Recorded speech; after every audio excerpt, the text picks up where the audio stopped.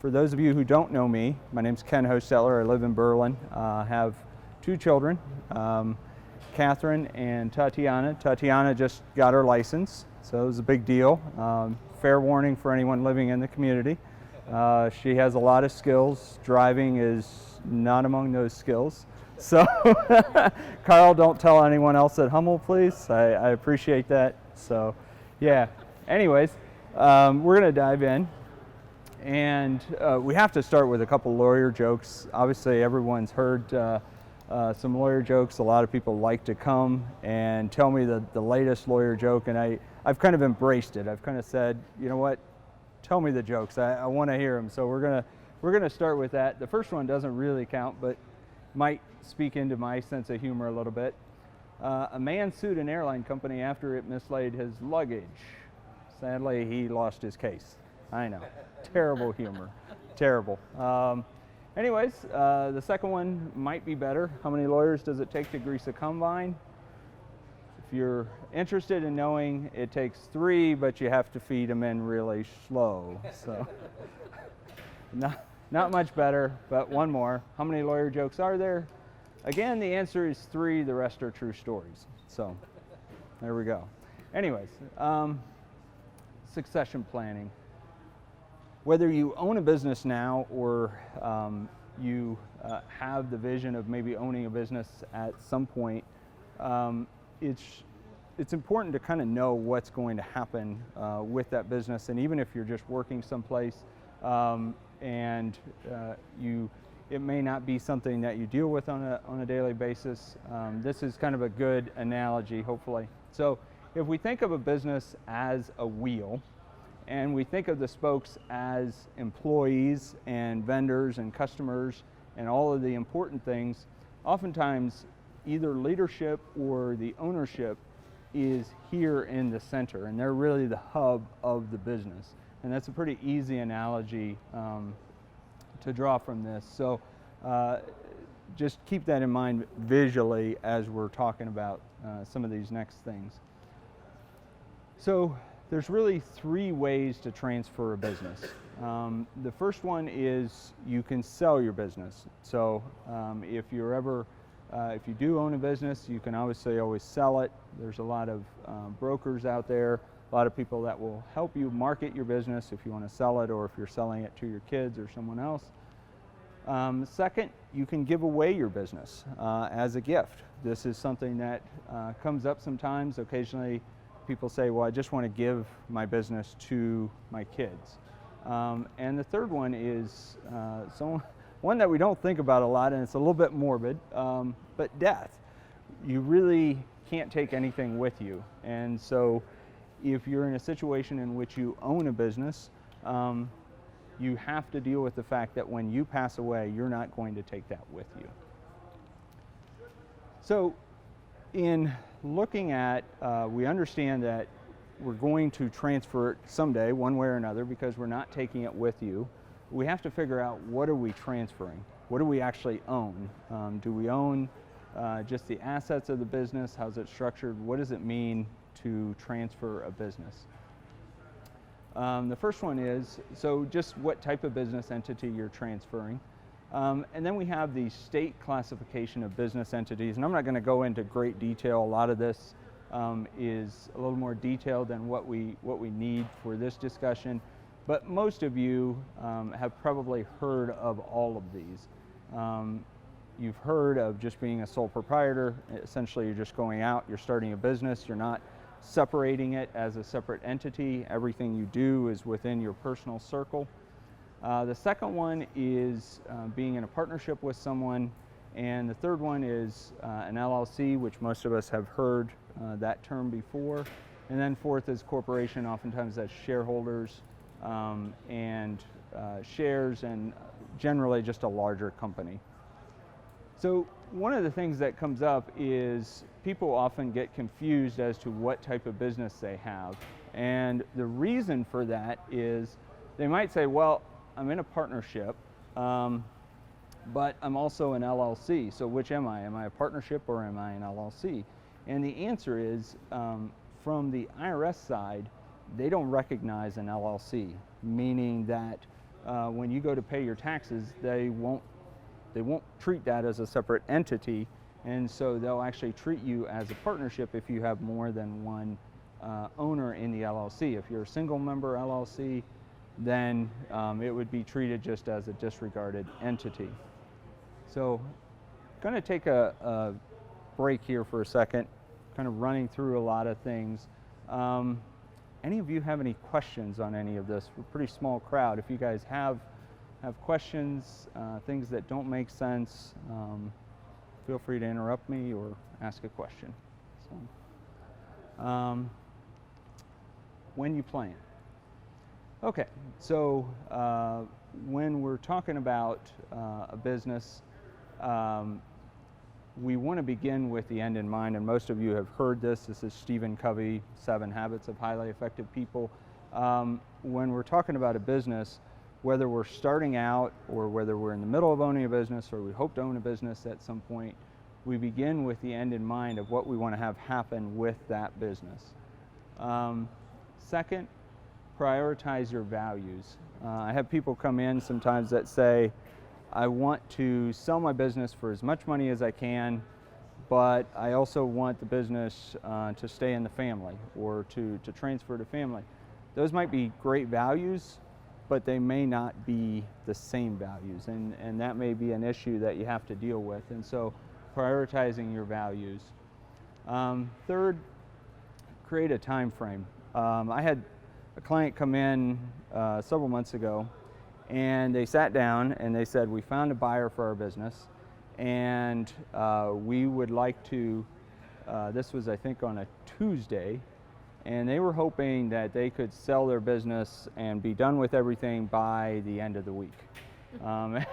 We were talking about a several $100,000 business, and so we had to sit down and we had to say, okay, well, this is not really realistic. That's not the time frame that we're dealing with. And so oftentimes we need to talk about much longer time frames as far as if you're looking at transferring a business, or even if you're starting a business, anything along those lines. It just takes time.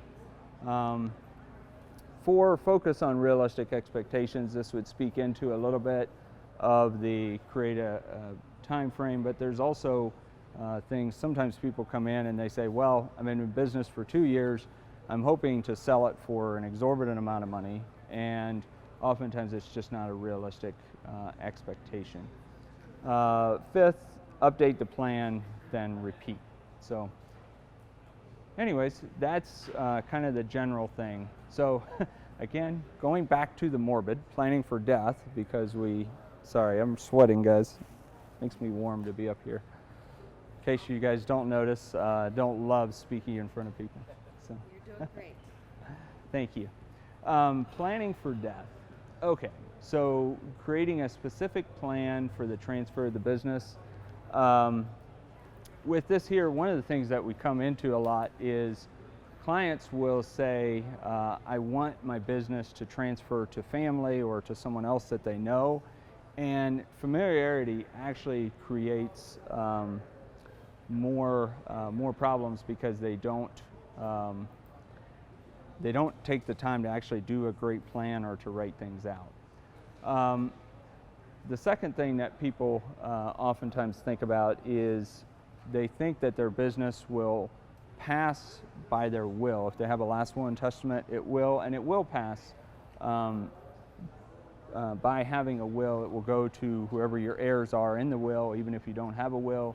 If the probate court says who the executor is, and I realize throwing some terms out there that we don't use every day, but the important thing that you need to recognize with this is if your plan is for your business to transfer by a will, there's going to end up being a lot of fees going to attorneys. So not having a plan or only having a will ends up meaning that the business needs court approval to be transferred, and that court approval is only gotten by having attorneys submit all the paperwork, take everything through probate court, and that just ends up costing a lot of money that is needlessly spent.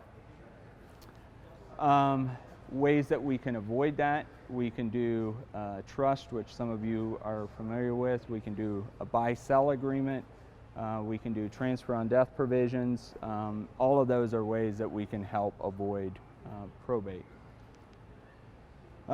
Some of these can also be a part of the documentation you have for an LLC. So if you start a business or anything and you have an LLC, anything along those lines, we can put those provisions in which your business will pass automatically without going through probate court or going through the will.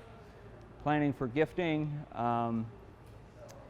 yeah, clearly a written plan clearly outlining the details. Again, it's just with gifting, it's again familiarity. Oftentimes people think that they don't need to write things out because they can just hand the business to someone, and it ends up creating a lot of problems down the road.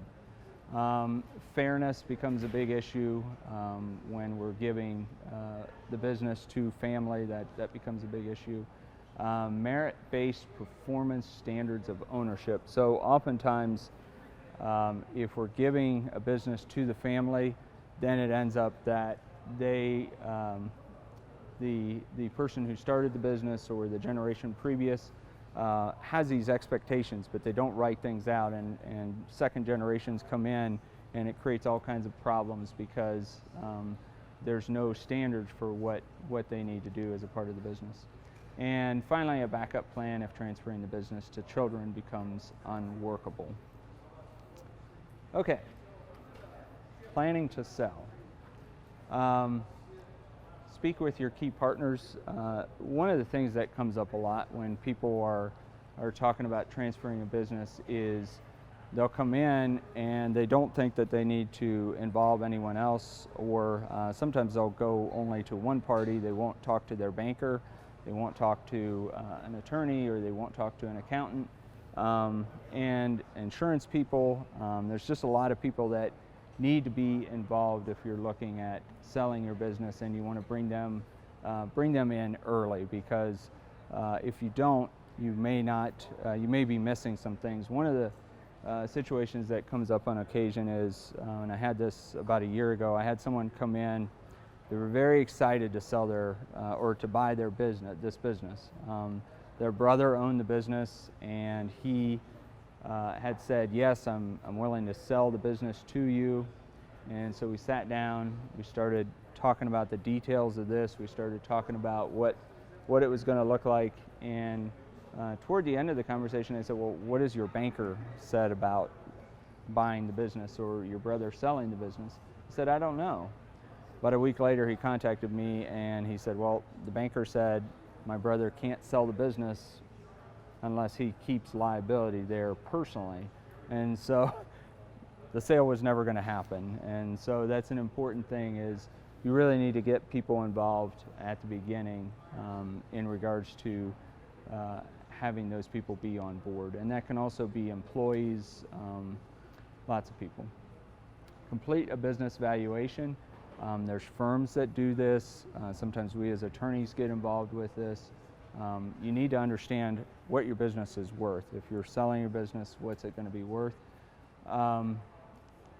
3, identify a potential buyer. Again, this seems fairly straightforward, but it is a really kind of one of the first steps after the valuation, just understanding who might be buying your business. Next, present the potential buyer with a term sheet or a letter of intent outlining the general terms. These are, again, terms that things that we don't talk about on a daily basis, but we're really wanting to make so that as soon as we have someone who wants to buy the business, that we agree on the general terms as quickly as we can. We get those on paper, either in the form of a term sheet or a letter of intent, and that's just a document that you're agreeing that A, you're not going to disclose any of the information you're learning. You're talking about the general price of the business, all of those types of things, how soon you're hoping to close, just kind of the general terms of the sale. So that's kind of the first step. 5, enter formal negotiations. And sometimes people say, well, if we already have the term sheet or the letter of intent, how does this work?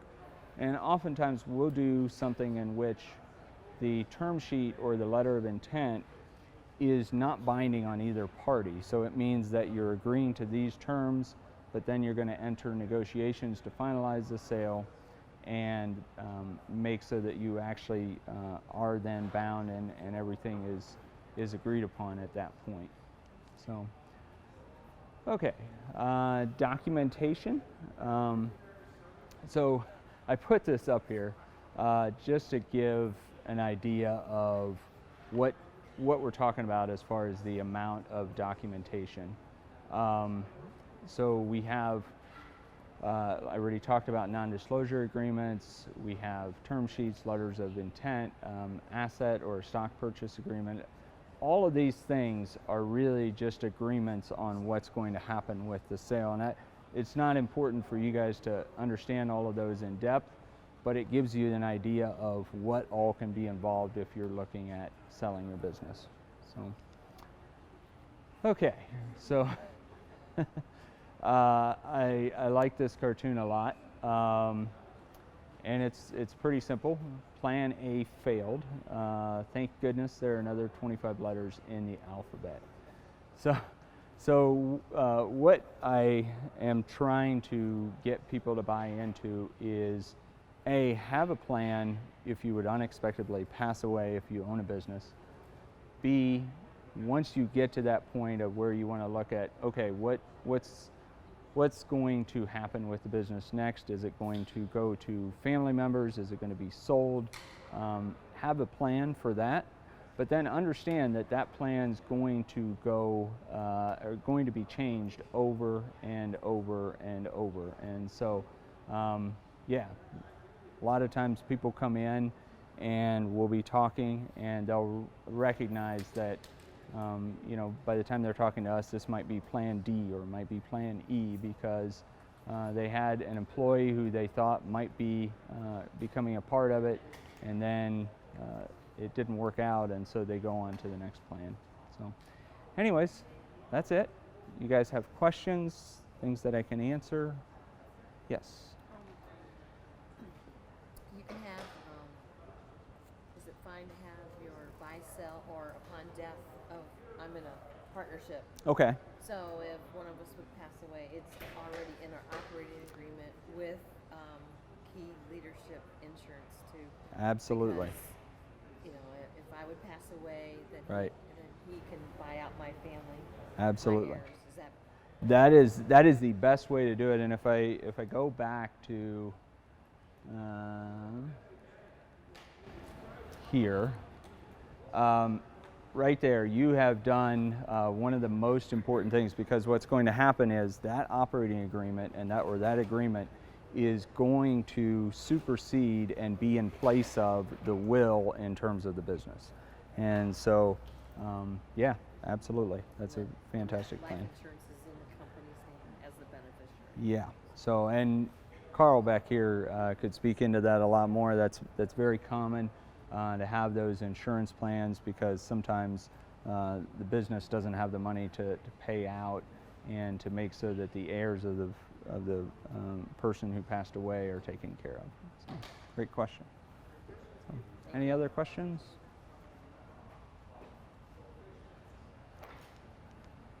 All right.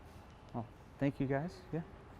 Expand a little bit more on that. You said insurance to make sure that the heirs are taken care of. Describe that. Sure. So let's say there's a situation in which you and your business partner have an agreement that he's going to buy out your half of the business when you pass away. In order for him to do that, he needs to have funds that he can pay your spouse. Otherwise, let's say you pass away and he just gets that half just by default of you passing away, and there's no agreement that any funds need to go to your family, then they certainly wouldn't be taken care of. And insurance is a great way to do that, if that makes sense. Do it earlier when you're younger. Yeah.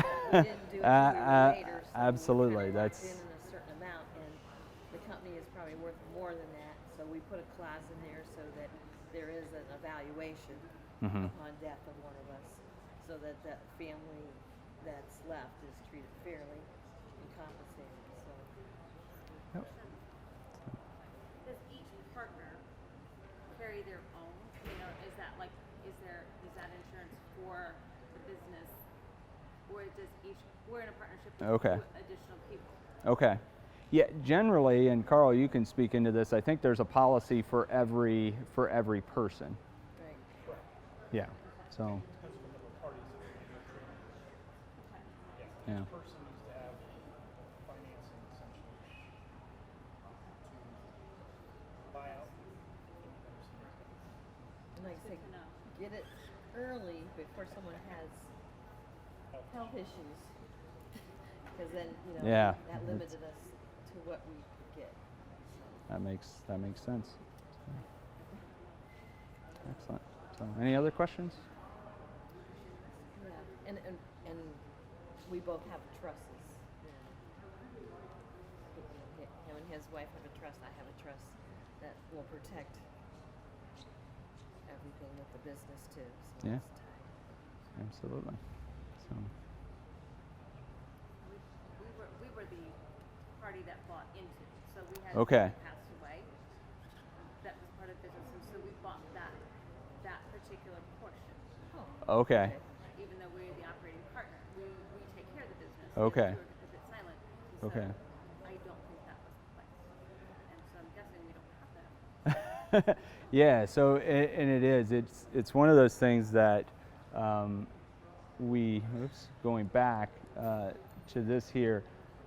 This is the one, people always say, well, I want this to happen to my business at some point, and they have this vision for maybe selling out or their kids or that type of thing, and then something like this happens and it was not set up in a way that. And like I said, So- we do have the buy-sell agreement, but I don't know that the insurance is attached to that.